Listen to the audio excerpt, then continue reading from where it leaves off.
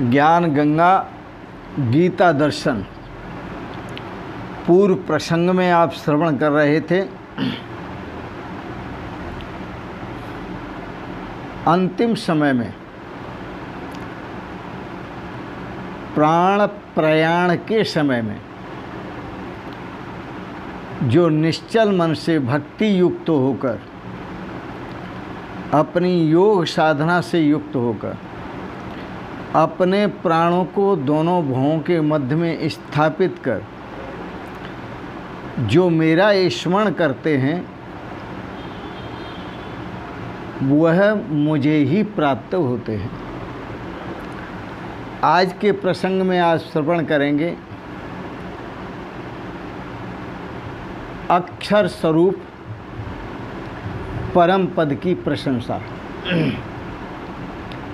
गीता दर्शन अध्याय 8 श्लोक 11। यदक्षरं वेद विदो वदन्ति विशन्ति यद्यतयो वीतरागाः यदिच्छन्तो ब्रह्मचर्यं चरन्ति तत्ते पदम संग्रहेण प्रवक्षे।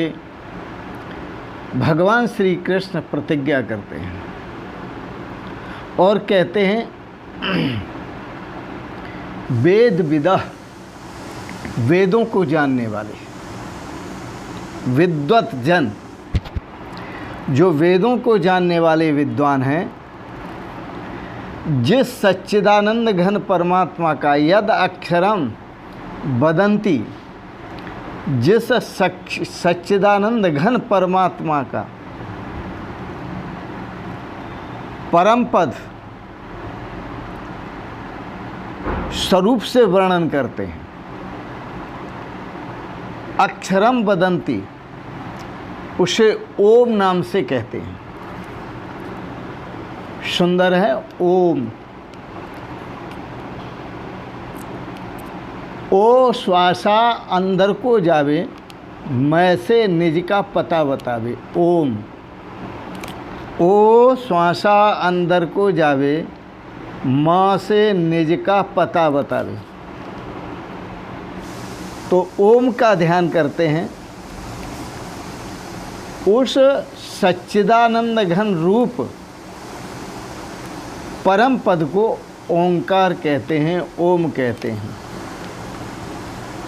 वीतरागा इतयः विशन्ति, जो आसक्ति रहित यत्नशील सन्यासी हैं, वह जिसमें प्रवेश करते हैं, वह महात्मा जन जो आसक्ति रहित यत्नशील महात्मा जन हैं, वह जिसमें प्रवेश करते हैं या जिसमें प्रवेश करने की इच्छा रखते हैं, जिस परम पद को प्राप्त करने की इच्छा रखते हैं, जिस परम पद को चाहते हैं, ब्रह्मचर्यम चरन्ति, उसी परम पद को प्राप्त करने के लिए ब्रह्मचर्य का पालन करते हैं। यहाँ ब्रह्मचर्यम चरन्ति, ब्रह्म जैसा आचरण करते हैं, पवित्र आचरण, पुनीताचरण। ब्रह्मचर्यम चरन्ति, अपने ब्रह्मचर्य का पालन करते हैं, मतलब निर्वासनिक जीवन जीते हैं। तो ऐसे जो महात्मा जन हैं, उस परम पद को चाहने वाले ब्रह्मचर्य का आचरण करते हैं। तत्पदम, उस पद को, हे अर्जुन, संग्रहेण अहम प्रवक्षे, उस पद को तेरे लिए मैं सूक्ष्म से कहता हूँ, सूक्ष्म रूप में कहता हूँ या सूक्ष्म रूप में कहूँगा। ये भगवान का वचन है। आओ इस पर विचार करते हैं। वेद विदः, वेद किसे कहते हैं? वेद किसी जड़ पुस्तक का नाम नहीं है। वेद है ज्ञान का नाम। पूर्व जो ऋषि हुए, मुनि हुए, उनको जो ज्ञान हुआ, उनको जो वेद बोध हुआ, उनको जो अनुभव हुआ, वह उन्होंने जिस ग्रंथ में दिया उसको वेद कहते हैं। जिस ग्रंथ में दिया उसको वेद कहते हैं। जिस ग्रंथ में दिया उस ग्रंथ का नाम वेद है। परंतु जो ऋषियों ने जाना वह वेद है।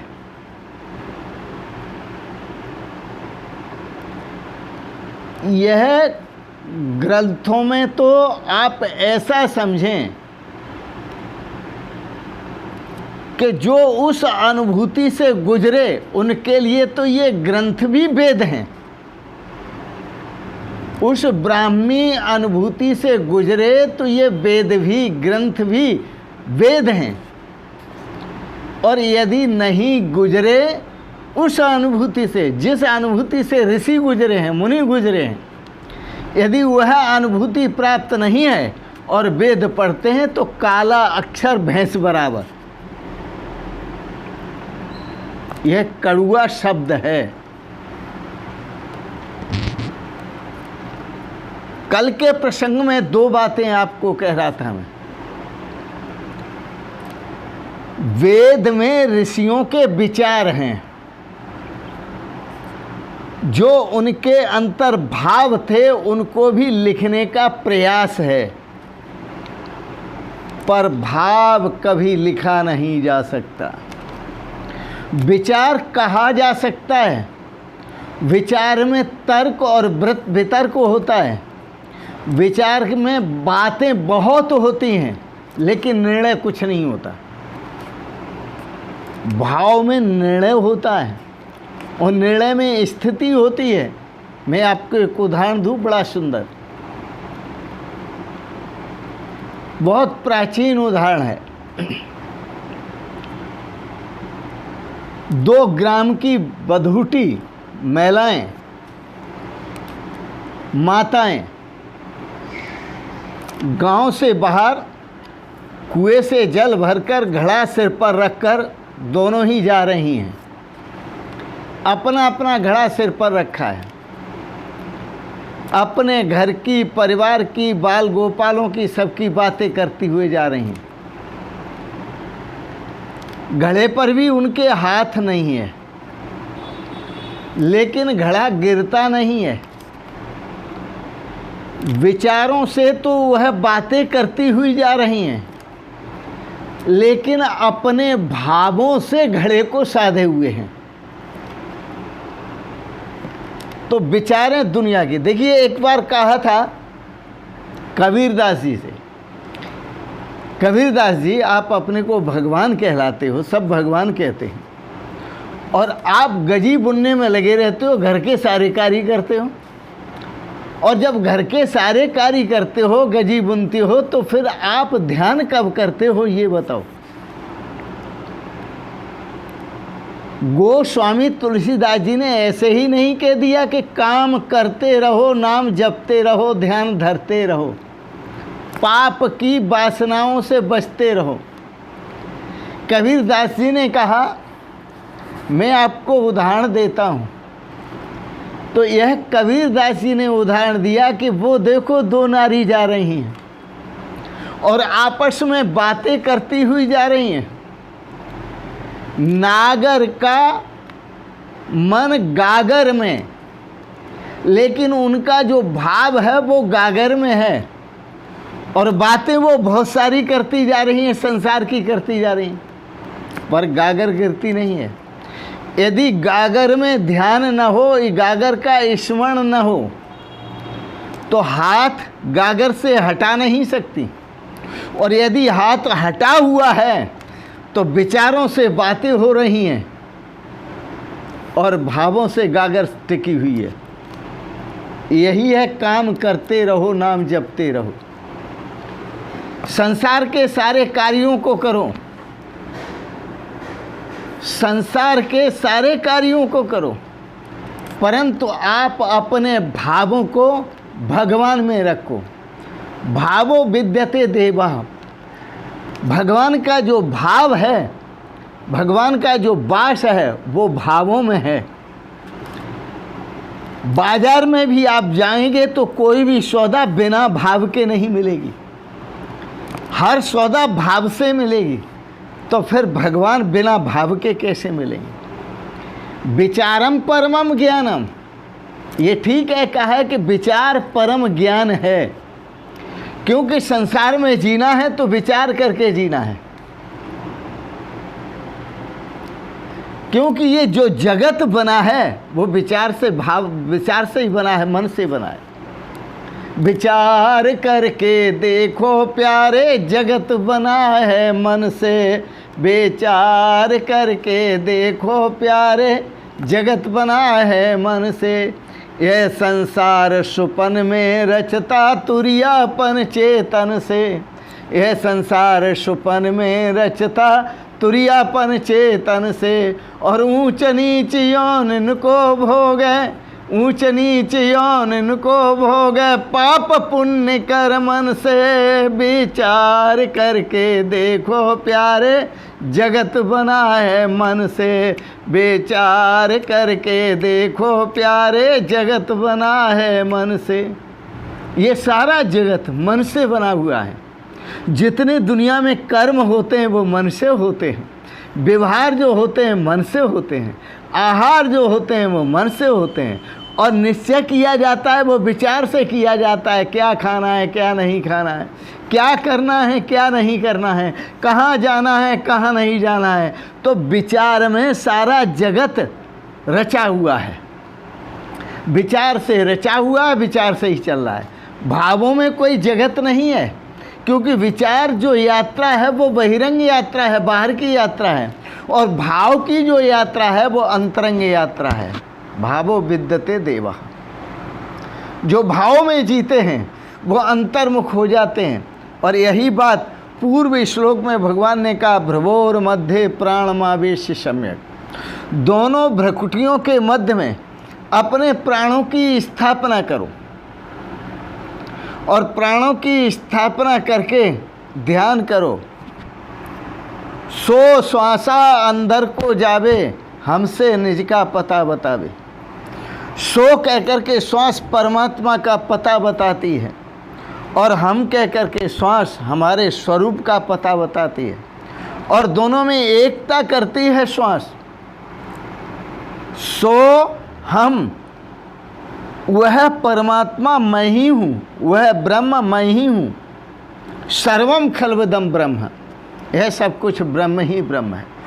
तो यतः यत्न करने वाले ऋषि, जो यतः यत्न करने वाले, इस परम पद में प्रवेश करने का यत्न करने वाले ऋषि ब्रह्मचर्य का पालन करते हैं।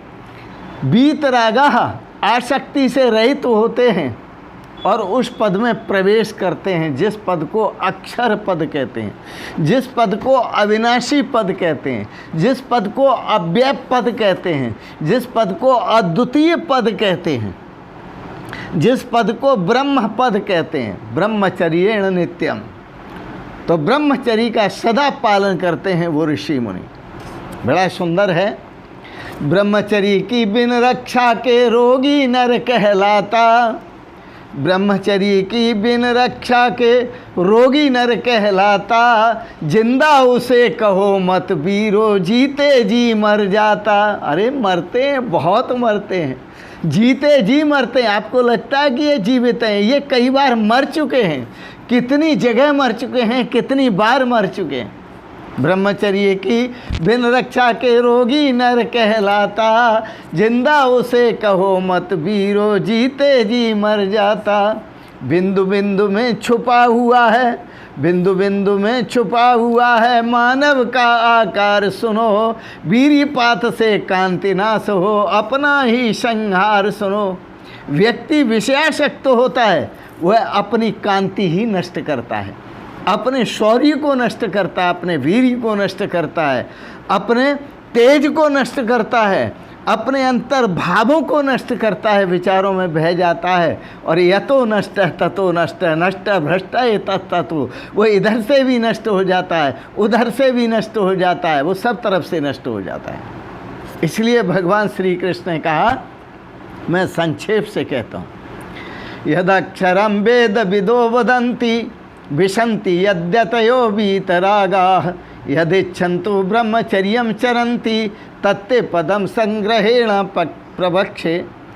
तो जिस अक्षर को वेद विदः, वेदों के विद्वान जिस अक्षर का वर्णन करते हैं और उसमें यतयः वीतरागा आसक्ति रहित यत्नशील जो सन्यासी हैं, संत जन हैं, महापुरुष हैं, महात्मा जन हैं, जिसमें प्रवेश करते हैं, विशंति प्रवेश करते हैं, और जिसमें प्रवेश के लिए ब्रह्मचर्यम चरंती, उसमें प्रवेश की इच्छा से ही ब्रह्मचर्य का पालन करते हैं, उस पद को हे अर्जुन मैं तेरे लिए संक्षेप से कहता हूँ। आज इतना ही, शेष अगले प्रसंगों में। आपने बड़े प्रेम और श्रद्धा से गीता दर्शन पर दार्शनिक विचारों को श्रवण किया, इसके लिए बहुत बहुत अनुग्रहित हैं। और एक बात ज़रूर कहेंगे, आपको विचार अच्छे लगे इनको सब्सक्राइब करें, लाइक करें और शेयर करें। इन शब्दों के साथ ही आप सभी को, जो आप सभी परमात्मा स्वरूप हैं, ब्रह्म स्वरूप हैं, सच्चिदानंद घर स्वरूप, आप सर्व स्वरूप शिव स्वरूप को मैं सादर प्रणाम करता हूँ। ओम शिवोहम शिवोहम शिवोहम।